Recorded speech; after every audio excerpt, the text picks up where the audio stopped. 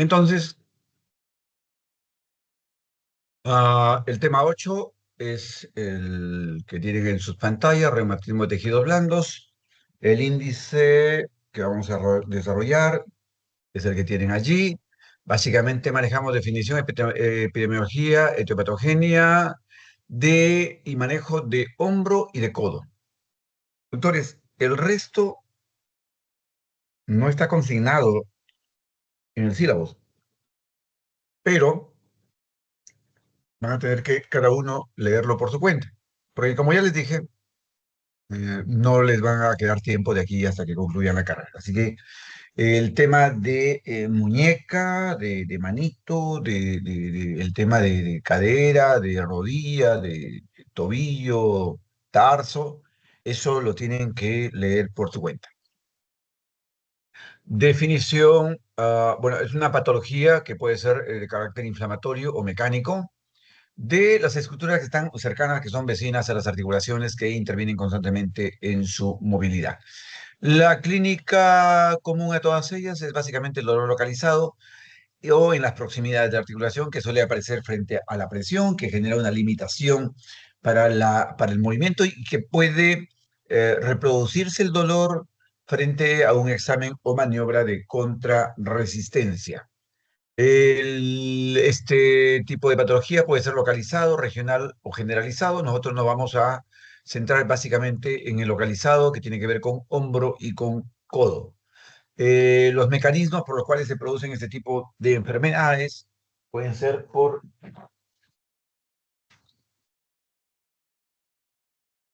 perdón, pueden ser por traumatismos, por microtraumatismos, por mecanismos de compresión, por fatiga o sobreutilización o por inflamación. Son los mecanismos por los cuales se produce este tipo de enfermedades. Bueno, y la etiopatogenia tiene que ver con am, usualmente como primera causa es la injuria, que puede ser esta agresión, un solo episodio, un solo impacto, o puede ser una injuria repetitiva. Para decir una cosa es que yo impacte violentamente contra el marco de una puerta y otra cosa es a que me esté dando pequeños golpecitos o fíjense nomás en aquellos que utilizan esos taladros enormes para romper pistas que generan un movimiento vibratorio bastante fuerte. Por ejemplo, allí al estar con ese tipo de martillo o no lo sé cómo se llama, un taladro con el cual rompen los pavimentos, se genera, doctores, una vibración a nivel articular que termina siendo una injuria repetitiva, pequeña, pero acumulativa y que podría llegar a producir este tipo de patologías. Bueno, el envejecimiento es otro mecanismo de etiopatogénico de este tipo de lesiones, sí. Los tendones en el paso del tiempo, doctores, y el músculo suelen sufrir cambios. Los tendones se vuelven rígidos, pierden la elasticidad, la flexibilidad, y los músculos se atrofian y esas son condiciones de susceptibilidad para lesión. La tendinitis, que es propiamente la inflamación del tendón, como lo ven acá, que puede ser inflamatorio o también traumática, injurias por sobreuso. Por ejemplo, ¿por qué se inflama un tendón en el hombro? Pues porque usted, por ejemplo, de pronto ya entran de vacaciones y el papá le dice, oye, sabes, estás sin hacer nada, ya has aprobado con éxito tu octavo ciclo, sí, han quedado 3 baldes de pintura, píntate la casa, pues hazte algo. Y van a agarrar a pintar y como no es como común para ustedes, después que terminen de pintar su casa de 3 pisos, terminan sin hombro también. Entonces, con una tendinopatía marcada por sobreuso, por fatiga tendinosa. Entonces, es eso. Aquí he puesto una observación respecto de una terminología. Se utiliza término tendinosis o tendinopatía, que son términos correctos. Y se utiliza tendinosis básicamente porque el término itis, que significa inflamación, cuando se ha hecho estudios de patología, se encuentra que no hay un proceso inflamatorio, que lo que se encuentra son cambios, neovascularización y fibrosis, y por eso es que se tiende en este tiempo a utilizar más el término tendinosis o tendinopatía. Bueno, la tenosinovitis es otro mecanismo, pero tiene que ver ya no con el tendón, sino con la sinovia, que es la que reviste el tendón, y eso lo tenemos, por ejemplo, en el bicipital, en la porción larga intraarticular. Allí, por ejemplo, está revestido por sinovia. Y también en los tendones flexores de los dedos, que los doctores les he enseñado allí, a ver cuando se engrosan esos tendones, allí lo que está afectado es la sinovia, y eso es tenosinovitis de los tendones flexores de los dedos, lo que conlleva a formar los famosos dedos en G o dedos en gatillo o dedos en resorte. Entonces es un mecanismo inflamatorio o también mecánico por sobreuso. Las bursitis, que pueden generarse por microtraumas, por causas inflamatorias, por microcristales como gota o pseudogota o por cuadros infecciosos también. La prevalencia de la patogenia puede llegar hasta el 15%, no es nada despreciable, y genera hasta el 12% de consulta reumatológica. Yo diría que un poquito más. Los doctores hemos visto a veces hay días en los cuales hay mucho artritis, que son estos problemas autoinmunes, y hay días en los cuales me duele el hombro, me duele la muñeca, me duele la mano, para los dedos de la mano. Entonces, la parte de los no articulares o los de reumatismo de tejidos blandos son importantes en frecuencia en la consulta externa. Y aquí están las estructuras peri o paraarticulares que les hablaba, y que todos esos constituyen reumatismos de partes blandas.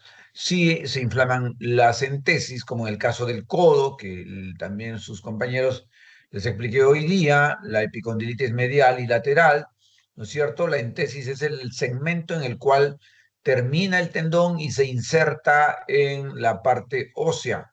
Entonces, las epicondilitis, la talalgia, la dursopatía, la bursitis subacromio subdeltoidea del hombrito, la craneana del codo, la trocantérica, todas estas son bursopatías, la aquiliana, las tendinopatías del manguito de los rotadores, la de Sartorio, la aquiliana, las tenosinovitis, como le dije, la bicipital, flexores de los dedos, la de Kervain, que también es del flexor corto y extensor del dedo gordo o del primer dedo, la que nos genera la de Kervain.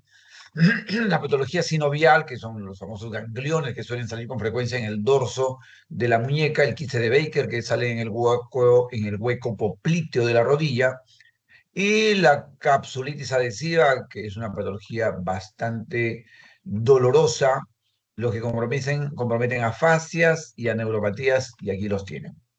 Bueno, todas estas patologías, como les dije, no las vamos a desarrollar, pero se las menciono para que ustedes tengan conocimiento y puedan ampliar su lectura. Esto es una diapo que no debí ponerla, pero bueno, básicamente por una cuestión didáctica, porque hay algunos que aún recuerdan su anatomía y algunos que llegaron al octavo ciclo y hicieron un reseteo de su memoria y no lo tienen. Entonces, en todo este tiempo les pregunto, dígame los tendones del músculo, o perdón, del manguito de los rotadores, y porque la mitad no me responden. Entonces,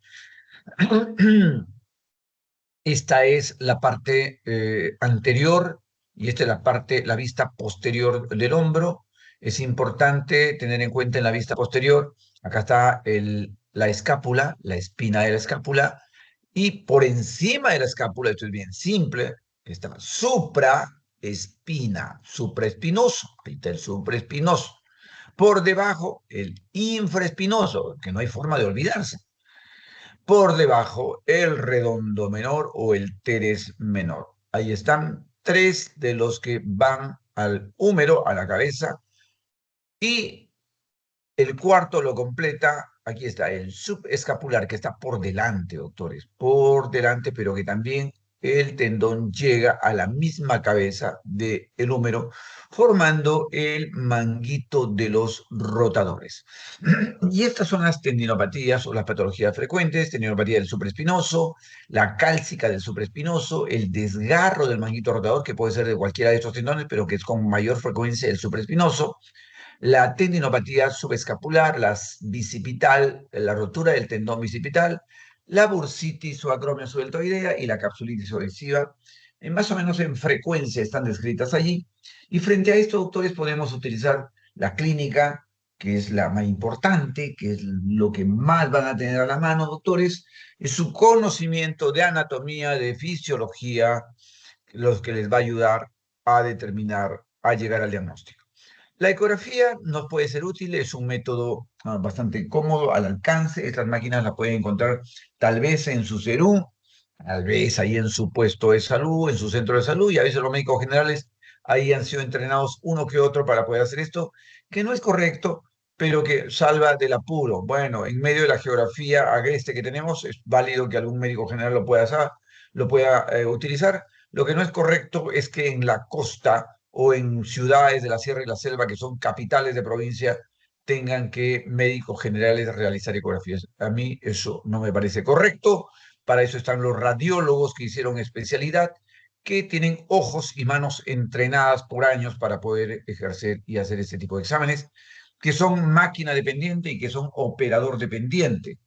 Entonces, una buena ecografía nos va a satisfacer diagnósticos, la mayoría de estos, sí, fíjense que sí. Una resonancia solamente nos puede ser útil en el caso, a ver, ¿todas esas estructuras pueden verse con la ecografía? Sí, pero ¿la cápsula se puede ver? No. Para sospecha de capsulitis adhesiva, resonancia magnética. ¿Puede ser la resonancia también para casos de desgarro? Sí, pero como les digo, una ecografía nos puede ayudar, ¿sí? La resonancia sí, sin embargo, aquí sí es como dependiente para capsulitis. Ahí sí no hay otro examen. No nos va a salir nada ni en ecografía ni en radiografías. No nos va a salir el tema de capsulitis. Acá hay una diapo en la cual pueden ayudarse para ver más o menos las características clínicas del dolor con la sospecha diagnóstica. Entonces, por ejemplo, aquí tenemos en el caso de dolor intenso de hombro con signos inflamatorios y en la exploración física encontramos dolor al presionar la región subacromial, nos puede llevar a pensar que tenemos una bursitis subacromial. En el caso de dolor en la cara lateral, por ejemplo, también nos puede llevar a una tendinopatía del supraespinoso y así ustedes pueden revisar toda esta lista de manifestaciones del dolor y datos en exploración que nos pueden conducir a una sospecha. Por ejemplo, acá, antecedente de un traumatismo violento, dolor a la reducción en caída del brazo ante presión mínima, rotura del supraespinoso. Clínicamente uno puede llegar un poco a la sospecha diagnóstica.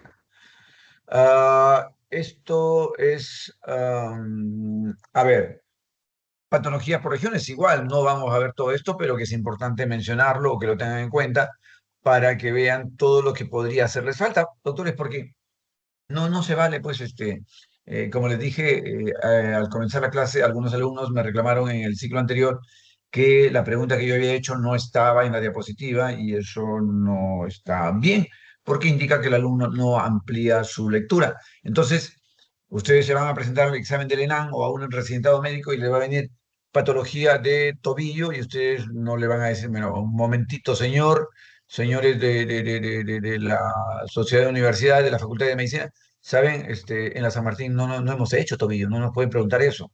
No es así. Es que ustedes tienen la obligación de ampliar su lectura y saberlo. De manera que todas estas patologías, de todas las que ven acá, nosotros solamente estamos viendo una que otra, pero hay pues cadera, rodilla, pie, mano y todo lo demás que ustedes tendrían que averiguar. Aquí está por regiones todas las patologías que tenemos. El manejo general de este tipo de enfermedades es un manejo integral donde tiene que ver la terapia farmacológica, las infiltraciones y la terapia física. En terapia farmacológica podemos utilizar AINES, podemos utilizar analgésicos, paracetamol, tramadol. Los AINES siempre se utilizan en periodos cortos, considerando los efectos adversos, que espero que ustedes lo sepan. Los AINES ya saben que pueden tener compromiso renal, cardiovascular, y también gastrointestinal, así que por eso lo de la corta duración. Am, Podemos ayudarnos con infiltraciones, donde se utiliza lidocaína al 2%, siempre sin epinefrina, doctores. La epinefrina es un vasoconstrictor, se utiliza solamente para problemas, en algunos casos puntuales, como en odontología. El corticoide intralesional que se utiliza de elección es la triamcinolona, que suele venir en viales de 1 mililitro y de 5 mililitros. En el de 1 vienen de 40 miligramos, en el de 5 de 50 miligramos. El de 50 miligramos se utiliza en articulaciones grandes como hombros y rodillas y caderas. Las pequeñas, las de 40 miligramos se utiliza en articulaciones o en tendones, doctores. Nos puede vendrá en algunos casos un rápido alivio que resulta hasta mágico y suele aplicarse en el área peritendinosa. La terapia física también nos ayuda a mejorar la resistencia, la fuerza muscular y la flexibilidad, de manera que el manejo, como les digo, es integral. Eh, Esto es una diapo en la cual me gustaría que la tengan en cuenta, dado que tiene que ver básicamente con lo que se puede hacer cuando uno verifica o tiene enfrente una colección. Por ejemplo, tenemos una bursitis, ¿sí? Y lo que teníamos que hacer no solamente es tratar, sino descartar que detrás haya una infección importante o una enfermedad sistémica, de manera que habría que realizar una aspiración.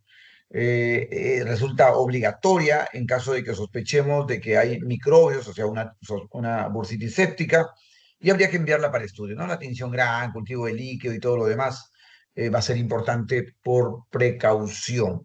Número dos, hay que enseñarle al paciente a reconocer y a evitar los factores agravantes que provocan la recurrencia. Aquí, a propósito de un enunciado eh, de Aristóteles que decía, la mejoría no va a instalarse en el paciente en la medida en que éste no quiera renunciar a aquello que le ha producido la enfermedad.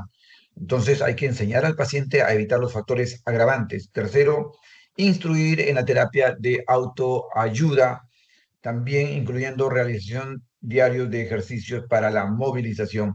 Número cuatro, hay que proporcionarle una explicación al paciente de la causa del dolor, ¿sí? Entonces, no, la consulta no consiste, doctores, en que, ya, ¿qué le pasa? Ya, perfecto, esta es la receta y vuelva para el control. No, no, no. Hay que darle explicaciones al paciente, la causa del dolor. De esa manera uno alivia la preocupación del paciente, porque el paciente, nosotros sabemos lo que tiene, pero el paciente no tiene idea, entonces se asusta mucho. Eh, por ejemplo, también además hay que proporcionar alivio del dolor con analgésicos seguros. No hay que, si es apropiado, hay que hacer aplicaciones intralesionales como habíamos hablado antes. Hay que proporcionar además al paciente una idea de la duración de la terapia. Miren, por ejemplo, si no se le explica al paciente, por ejemplo, en el caso de una capsulitis adhesiva, ustedes, si lo entrenan, van a saber cuándo tienen enfrente una capsulitis. Y si tienen eso y cometen el error de darle una recetita donde dice, ya, antiinflamatorios en inyectables, en tabletas, señora, y ahí haga su terapia, no se preocupe, yo la veo en 3 meses, ya va a estar bien. No, es que eso no está bien, porque si no han hecho una valoración y se trata de una capsulitis adhesiva, doctores, la capsulitis puede demorar entre 36 y 48 meses para que se resuelva. Así que si no lo han hecho bien, el paciente regresa en 3 meses, igual o peor, lo va a mirar feo. Y entonces ya no le van a llamar como ustedes escuchan, sus compañeras escuchaban esta mañana, ¿no? Que la paciente decía, creo que es una internista, la doctora ahí en el policlínico. Bueno, la chica esa. Así nos llaman, doctores, cuando no mostramos capacidades de resolución. Entonces, y la señora parece que no se percataba o quería insultarnos, pero lo repitió hasta 3 veces. La chica esa, dirigiéndose al médico internista de su policlínico. Bueno, no me parece justo, pero a veces uno se lo gana. Séptimo, el alivio sintomático a menudo nos va a corroborar el diagnóstico, ¿ya? Entonces, acá hay otra diapo que me gustaría que la repasen, donde podemos verificar, por ejemplo, las asociaciones, la edad, ¿no es cierto? La historia del paciente, algunos datos en la historia del paciente, con la condición asociada. Entonces, por ejemplo, un paciente si es menor de 40 años podríamos pensar en una inestabilidad o una tendinopatía del manguito rotador, pero si el paciente tiene más de 40 años, la probabilidad de que tenga un desgarro aumenta, la posibilidad de que tenga artrosis glenohumeral o la que tenga capsulitis adhesiva se hace más latente, o sea, vale decir, solamente por la edad yo ya tengo sospechas. Si el paciente además tiene diabetes o un desorden tiroideo, voy a pensar en una posibilidad de capsulitis adhesiva. No digo que todo el que tenga diabetes y patología tiroidea y tiene hombro doloroso, ya, ese es capsulitis. No, no, pues, pero que nos da un apoyo para sospechar, sí. Ya, la historia de trauma y todo eso acá pueden leer, y vuelvo a repetir, doctores, datos en la historia que son importantes en la anamnesis y una condición asociada nos lleva a pensar en cierta patología. Y aquí está, el manguito rotador, solamente para recordarles, para que lo tengan en cuenta. Está bonito, supraespinoso, infraespinoso, redondo menor y subescapular. Aquí siempre les hacen trampa cuando les hacen preguntas en los exámenes de grado porque les cambian el menor por el mayor y todo el mundo se va de cara. ¿Eh? Entonces, ah, la tendinitis del manguito rotador es la causa más común, para reiterar, siendo el supraespinoso el tendón más afectado. Cuando el manguito rotador falla, se va a producir una restricción de la cabeza humeral. Él es el responsable de este movimiento de 180 grados de flexión y abducción.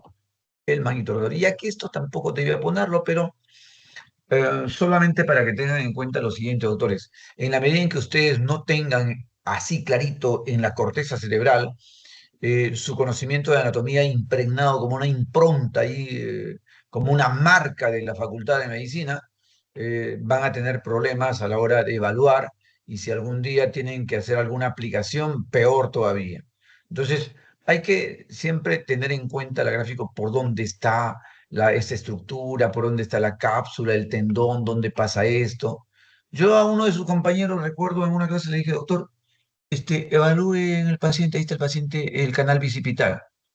Ni idea por dónde iba a tocar el paciente. Tal que lo agarraba, lo despeinaba el paciente y la verdad que eso deprime, a mí como docente me deprime cuando veo un alumno de cuarto año de medicina que no tenga la menor idea de su anatomía básica, es deprimente. De manera que quienes olvidan hay que ir, yo no digo que no tengan derecho a olvidarse, claro que tienen derecho, pero hay que estar, el estudiante de medicina, doctores, es un lector constante durante el año académico y durante el periodo vacacional, mientras está en el día y hasta cuando sueña tiene que soñar con los conocimientos. Así que hay que tener esto muy en cuenta porque fíjense, ah, le pongo un ejemplo. Recuerdo yo, era un estudiante de medicina, yo acostumbraba a ir desde el primer ciclo a los hospitales, aunque me botaban, pero yo estaría ahí agarrado del marco de la puerta. Y entonces alguna vez vi a una licenciadas que tenían un paciente en emergencia y tenía una obesidad mórbida y trataban de canalizarle una vía por cierta patología que no la recuerdo, y trataban de canalizarle la vía en el dorso del pie. Allí estaban buscando un vaso. Y obviamente teníamos una paciente edematizada, obesa, y las licenciadas ahí estaban, que dale, y la habían ya intentado por varios orificios y no lograban. Y luego llamaron a una persona que estaba en un escritorio, que era otra enfermera. La enfermera vino y sin hacer mucho ruido, sin nada, simplemente vino, lo miró, movió su cabeza de un costado para otro, como viendo por dónde iba a entrar, y ¡plaj! Le entró con el catéter y ¡plin! Le dio justo ahí donde estaba el vaso. Y el resto de licenciadas quedaban mirando. A mí lo que me quedó claro es que aún con un edema tipo anasarca, aún con una obesidad mórbida, si usted tiene su anatomía clarita y sabe por dónde pasa cierta arteria, por dónde pasan las venas, por dónde está cierta estructura, nada, que simplemente se lo imagina aún con todo eso, con un vidrio polarizado, y le entra. Y la demostración, yo lo tengo clarito lo que pasó con esa licenciada. Un silencio y un enrojecimiento de los rostros de sus compañeras, porque esta señora del escritorio vino y ¡zas! En primera nomás logró canalizar. De manera que eso tiene que ver con esta diapositiva, autores. Espero que la aprovechen. Bueno, los patrones funcionales nos pueden orientar, sí. Existe el patrón articular capsular, el periarticular y el dolor referido. Acá en el dolor referido, por ejemplo, dice movimientos pasivos normales, movimientos activos normales, maniobras resistidas normales. Este paciente no tiene nada. ¿Y por qué está clasificado acá? Justamente por eso, porque no hay en la articulación el problema, pero sí es un dolor que tiene un origen muy próximo. Eh, el ejemplo clásico y que ocurre y le ocurre a mucha gente es el de las lesiones, el paciente que llega con dolor de hombro y está usted en su centro médico, en su puesto médico de Serún, y le dice, dolor de hombro, ah, ya, a ver, ya, ¿desde cuándo? No, doctor, tengo 2 días. Ya, toma tu AINE cada 12 horas, 4 días, suficiente, ¿no? ¿En qué trabajas? No, doctor, en La Palana. Ah, de eso es, ya, ya, a su casa. Este, y luego regresa en 3 días y ya no quiere sacar consulta con usted, sino se va con otro médico. ¿Por qué?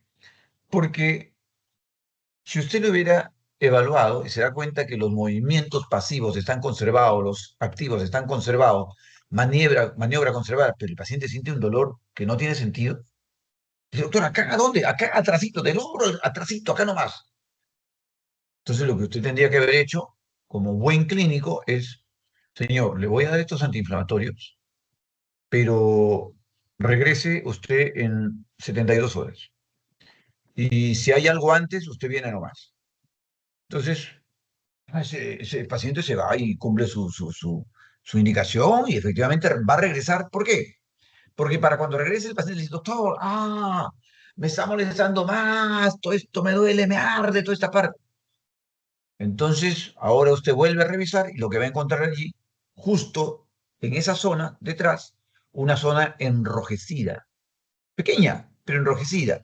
Y si afina bien la vista, va a encontrar unas vesículas, microvesículas, unas pequeñas lesiones ampollares, y de lo que tiene enfrente usted es un herpes zóster, que estaba empezando hace días y que no tenía manifestación en piel, y que ahora ya está exteriorizado, ya está clínico. Y entonces, el herpes nos puede dar un dolor referido, un patrón de dolor. Sí, los tumores, las neoplasias, doctores, nos van a dar por esta cuestión de los, ¿cómo se llama?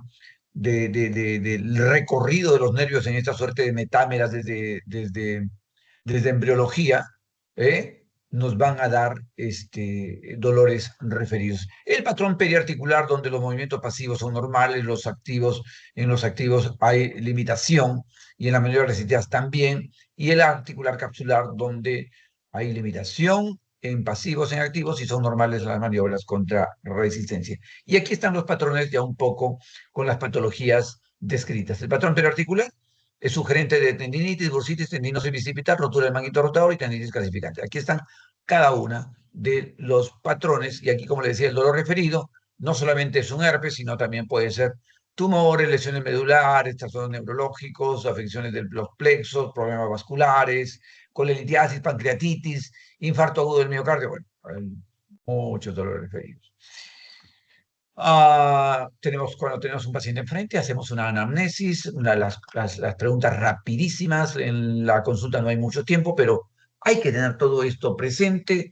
Le hacemos todas las preguntas de manera ordenada, la edad, a qué se ha dedicado toda la vida, hizo servicio militar, ha hecho deporte en el barrio, en alguna liga, deporte exigente, danzas, taekwondo, caídas, atropelladas, accidentes, se cayó del árbol, se cayó en carnavales, recuerde. O sea, tienes que preguntar todo, todo suma porque al final les va a ayudar a encontrar el diagnóstico. Preguntar cómo comenzó, fue lento, fue intermitente, fue recidivante, es subagudo, es lancinante, es urente, es quemante, es punzante, está localizado, se irradia, no se irradia, qué tiempo, es diurno, es nocturno, es desencadenado por movimiento, por postura, por esfuerzo.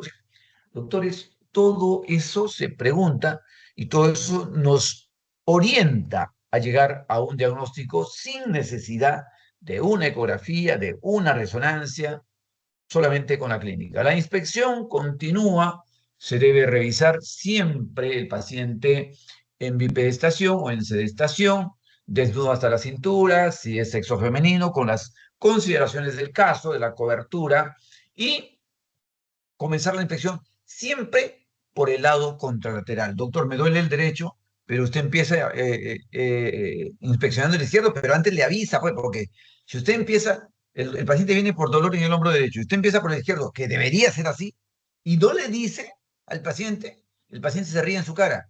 Doctor, no me ha entendido, le estoy hablando del derecho, le dice. Entonces a uno lo hace como sentir que está distraído. Entonces, se debe hablar primero el hombro contralateral o la articulación contralateral, buscando asimetrías, buscar atrofias, deformidades, signos inflamatorios, hematomas, máculas. Todo, doctores, nos va a servir. La inspección es importante. Se explora también la movilidad, siguiendo una sistemática, primero los movimientos activos, los pasivos, los contrarresistencia, para establecer patrones. La goniometría es importante, esto es un conocimiento básico, al igual que si usted no sabe cuál es el valor, el rango de la velocidad de sedimentación en varones o en mujeres, y en un caso clínico le dan, el paciente tiene BSG 37, usted no va a saber si eso es normal o patológico porque no tiene en su cabeza el patrón, el rango. Perdón, no tiene el rango. Entonces, si no sabe el rango, ¿cómo va a saber cuándo es patológico? Igual acá, doctores, si ustedes no conocen los rangos de movimientos normales, no van a saber cuándo el paciente tiene limitación y cuándo hay patología. De manera que estos rangos tenemos que tenerlos siempre presentes. Hay que practicar, como siempre, con el hermanito, con la hermana, con el tío, con la abuela. Hay que hacerle toda la abuela. Te voy a examinar, vamos a ver cómo están los rangos, ¿ya? Así que empiece allí a practicar, doctores. No hay manera de aprender sino practicando, es la manera más eficaz. Y aquí también tenemos más rangos de extensión y de flexión en posición de decúbito ventral y dorsal. Maniobras que nos ayudan, doctores, clínicamente a orientarnos qué es lo que puede estar pasando con el paciente. Las maniobras del arco doloroso.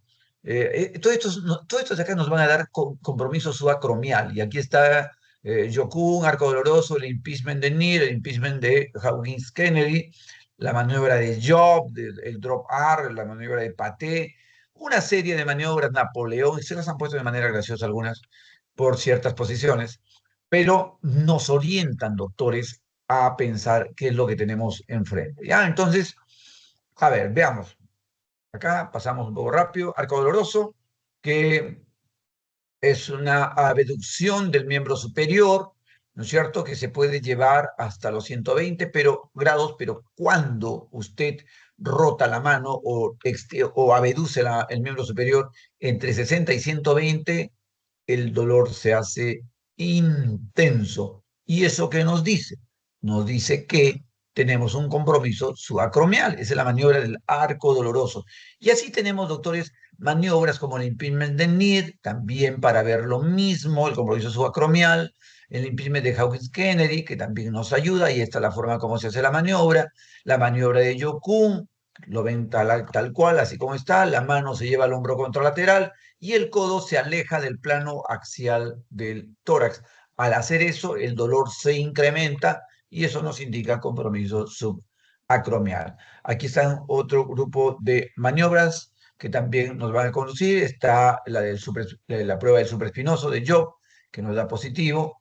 El drop R, el signo del brazo caído, que nos va a decir que hay una ruptura del supraespinoso.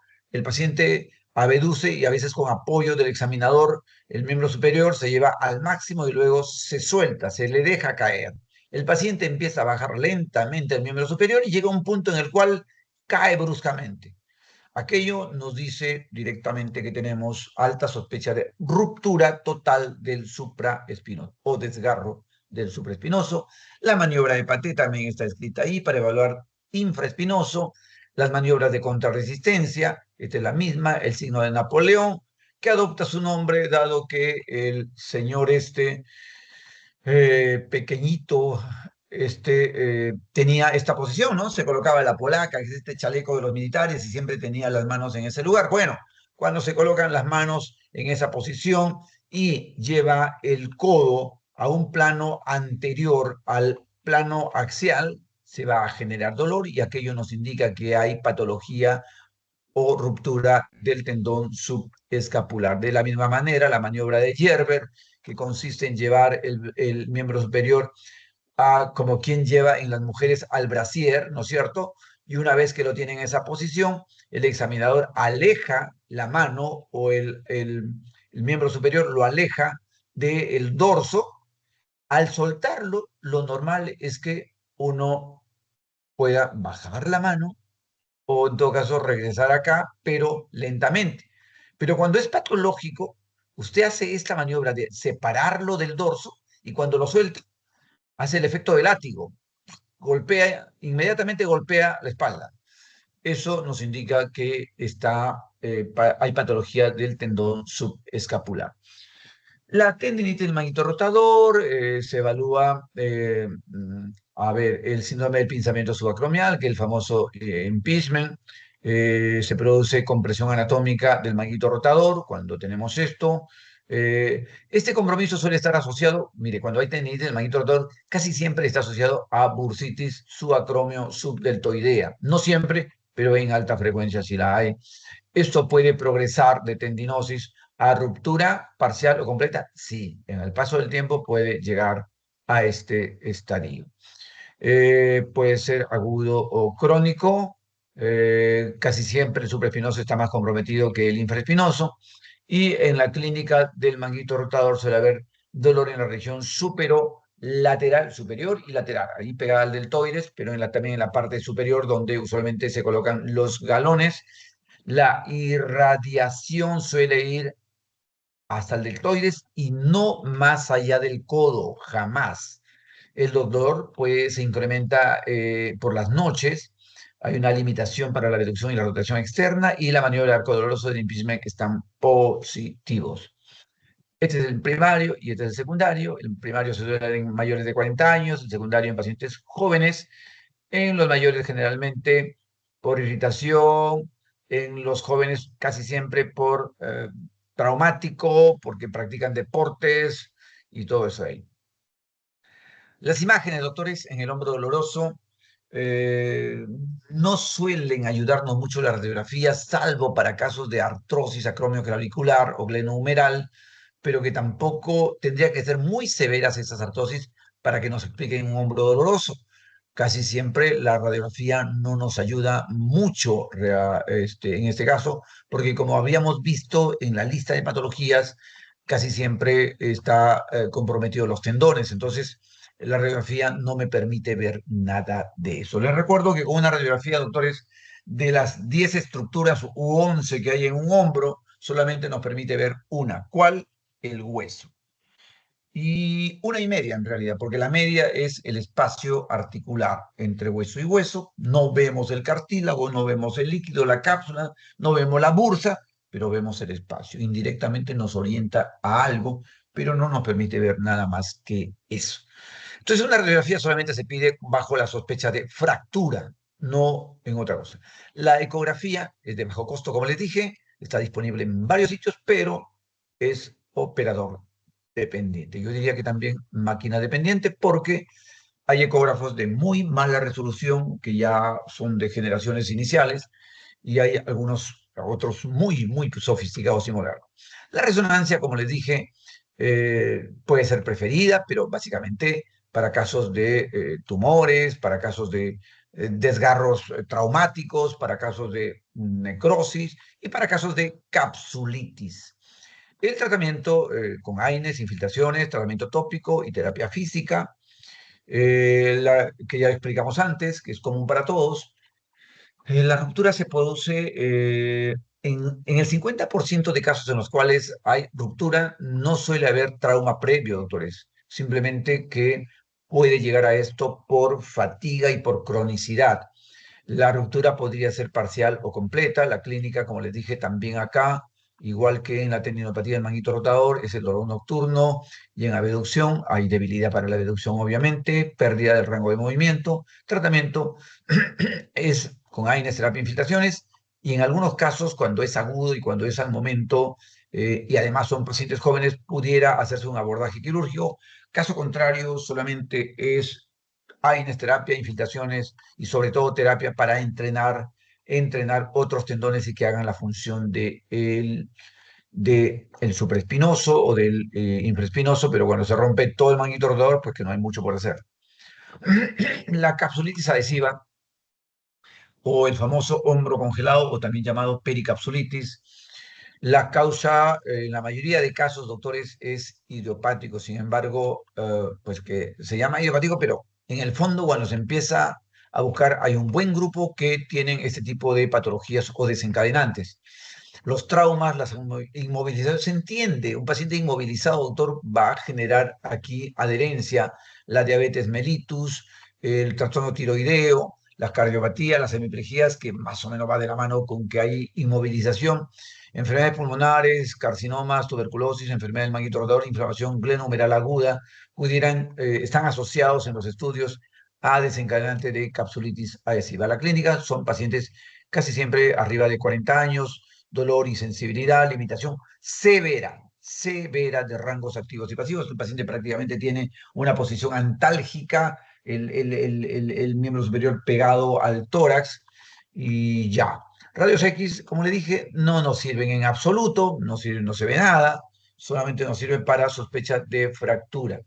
Y aquí está lo que les decía, si no tienen una buena evaluación, doctores, y son apuraditos en darle su ibuprofeno y vaya para su casa, bueno, acá está cómo comienza la capsulitis, la fase inflamatoria, el hombro congelado y la fase de recuperación, y llegan hasta los casi 4 años, doctores, para que haya en muchos casos una resolución espontánea. Tratamiento, AINES más infiltraciones y terapia nos pueden ayudar en el devenir de esta enfermedad. La tendinitis y ruptura del bicipital está asociado a tendinitis del manguito rotador. Cuando hay problema del manguito, puede producirse compromiso bicipital, casi siempre. Es tenosinovitis porque le decía que la porción larga del tendón del bíceps proximal tiene una sinovia que lo reviste. La clínica es dolor en la región anterior del hombro, en la zona del canal de la corredera bicipital, que es lo que le decía al alumno que identifica y no sabía por dónde estaba. Las maniobras suelen ser positivas y pues la ruptura en el borde suele ocurrir en el borde superior de la corredera bicipital. Casi siempre es proximal. Tratamiento conservador. No hay cirugía, doctores, a este nivel. Nos va a generar, bueno, es evaluable con esta maniobra, que aquí está la indicación tal cual, muy gráfica, la explicación de cómo se hace esta maniobra y que nos lleva a la sospecha de tendinopatía del manguito rotador. La maniobra de Jergason, que acá también está, con afectación del tendón del bíceps, el signo de Popeye, cuando se produce, le decía, la ruptura del tendón proximal del bíceps, cuando se rompe, se desgarra, prácticamente el músculo bíceps se contrae y tiene esta figura de nuestro amigo de las espinacas, el signo de Popeye. La artrosis acromioclavicular, que es bastante bien localizada. ¿Por qué? Porque anatómicamente ya saben dónde está la articulación acromioclavicular. El acromio con la clavícula está en la parte superior. Es un dolor a la palpación. Generalmente hay antecedentes de injuria en la articulación. Las maniobras son positivas y la radiografía nos puede dar una interpretación, pero la ecografía también. Así que la ecografía sigue siendo válida también en este tipo de casos.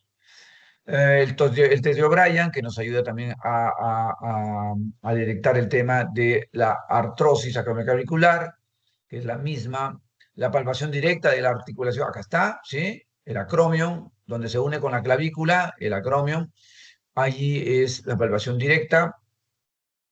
Y esto hablando de reumatismos no articulares de codo, también una diapositiva solamente para recordarles la anatomía que les decía a su compañero, otro compañero que le dije, doctor, evalúe el olecranon y estaba queriendo tocar la rodilla. Bueno, aquí está, pues es parte del cúbito. Entonces, el epicóndilo, la epitróclea, que son parte del húmero, para que se ubiquen, porque estas son las estructuras a palpar. A las doctoras que estuvieron hoy día conmigo, la palpación de la epitróclea aquí en esta zona es la zona de entesis donde se inserta el tendón. Aquí es donde habíamos palpado esta mañana para detectar una epicondilitis medial. ¿Ya? Entonces, quizás esto también es un poco para que se ubiquen dónde se insertan los tendones, ¿sí? Dónde se insertan los tendones.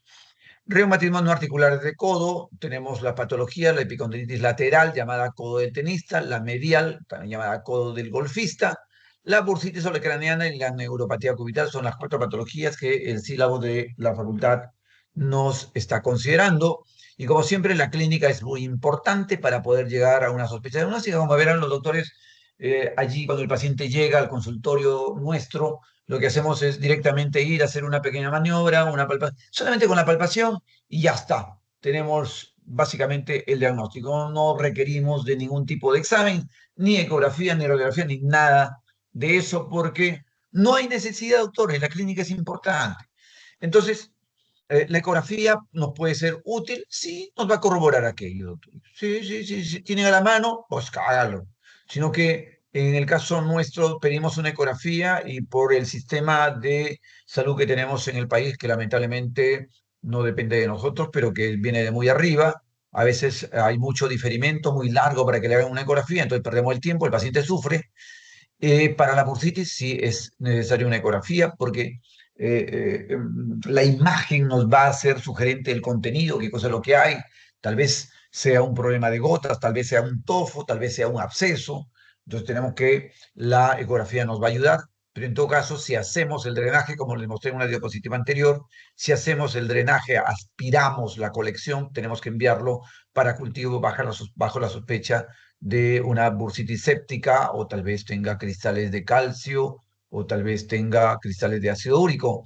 La neuropatía cubital es otra patología en la cual está comprometido, su nombre lo dice, el nervio cubital en su paso por el codo.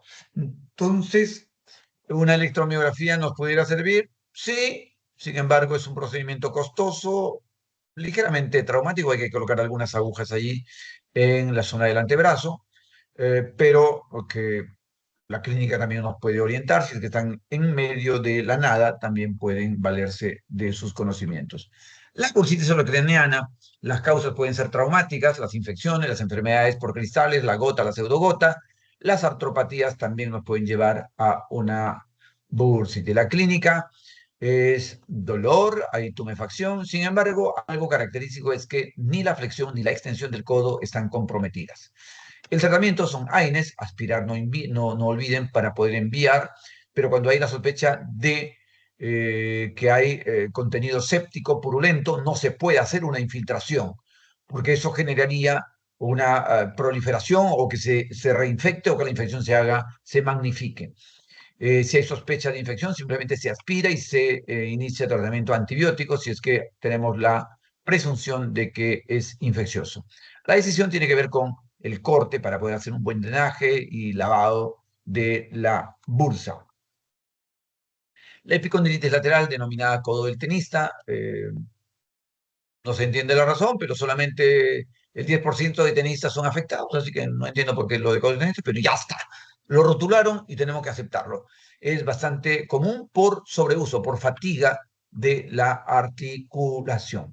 La causa es la degeneración del tendón extensor radial corto del carpo. Ese es el que se daña, ese es el que degenera y ese es el que nos produce el famoso codo del tenista. Dolor en el epicóndilo o anterior a este, a la palpación, dolor con la extensión de la muñeca y la supinación del antebrazo, dolor en el apretón de manos y a levantar objetos, desencadenan esto. Nosotros, como verán, con la doctorita lo único que hacemos es de frente vamos a hacer la aplicación en el epicóndilo y el dolor se exacerba, se magnifica, el paciente tenemos que hacer una evaluación mesurada porque si uno va toscamente a tocar, el paciente va a terminar agrediéndolo a usted o insultándolo porque el dolor que desencadena es muy intenso. Tratamiento tópico, AINES e infiltraciones nos van a ayudar. Aquí las infiltraciones, doctores, son bastante buenas en cuanto al resultado a corto plazo. La epicondilitis medial, que es lo que valoran las doctoras hoy día, es el famoso codo de golfista, también llamada epitrocleitis. Es menos común, menos discapacitante, pero igual molesta. La causa, degeneración del tendón flexor, esta vez radial del cabo. La clínica, dolor en el epicóndilo, a la palpación, lo que hicimos esta mañana, dolor con la resistencia a la flexión de la muñeca y pronación del antebrazo, asociado con neuritis cubital en 25-50% de pacientes, tratamiento el mismo que para para la lateral. La bursitis, acá tienen una figura, aquí está la bursa que les decía, no compromete la flexotensión del codo. En la ecografía puede verse una bursa que aquí ya está inflamándose ligeramente, Y aquí ven la patológica totalmente, ¿no? Una tremenda colección. Aquí está lo normal y lo patológico. Bueno, la medial también se le llama la del lanzador de jabalina. No sé a cuántos lanzadores le dará esto, pero igual le han puesto este nombre. Codo del golfista o del lanzador de jabalina, epicondilitis medial. La lateral, la del tenista, que ya les dije. Y bueno, algunas maniobras también para epicondilitis están allí respecto de la flexión o extensión contra resistencia de la mano, que también nos ayudaría. Esto es una imagen, no, nada, solamente es gráfica para ubicación anatómica.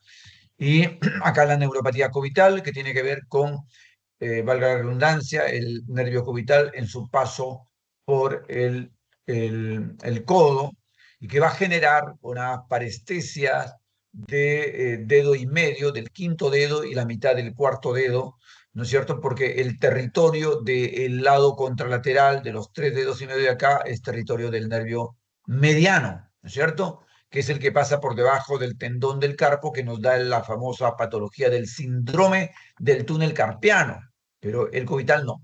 El cubital no genera parestesia en toda la cara interna del antebrazo y eso tiene que ver con eh, inflamación a este nivel. Entonces, el tratamiento es reposo, movilización precoz, no es un reposo prolongado. Los AINES, la codera, nos ayuda temporalmente, la terapia física y la infiltración, que también nos da mucho, mucho beneficio. Las referencias las tienen aquí doctores para ampliar sus conocimientos. Y bueno, estas diapositivas se las vamos a enviar en un momento a la delegada y además algunas guías, como les